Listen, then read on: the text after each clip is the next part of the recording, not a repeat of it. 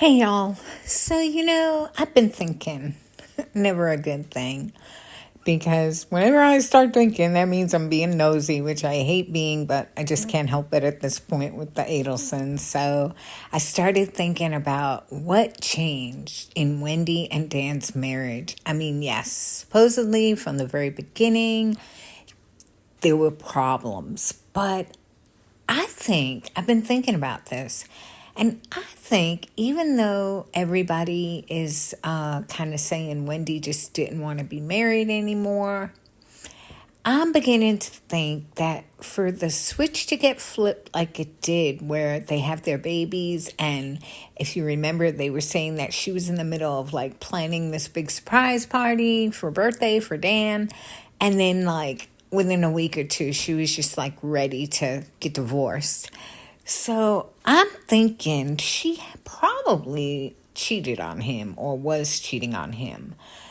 And the reason that I think that is because I was just watching Chris Watts and how he was so devoted to Shanann for those 6 or 7 years. And just that last month when he met Nicole, he just flipped on her and hated her and didn't want anything to do with her and killed her and the babies. So I think that's what happened in Dan and Wendy's marriage. And I just don't know why it's never come out, but I think that she cheated on him. And that's what made her want her marriage to be over so totally and completely.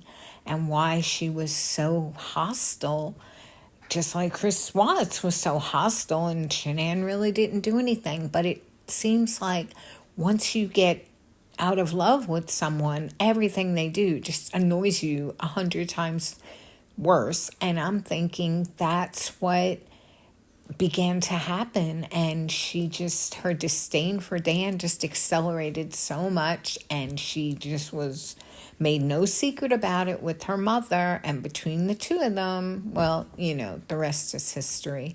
But I think it had to have done with that. And I just, I have some questions. Like I've mentioned before, she said that they went to marriage counseling, but I'm surprised that no marriage counselor ever was questioned on the stand. I would have thought they could have brought that to the forefront, because really, I don't think she had told him several times she wanted a divorce. I think she just totally sprang it on him, and he was just totally surprised. And she makes no apologies for every single thing she does, but I will guarantee you that she ambushed him. I don't know why. I just feel so strongly.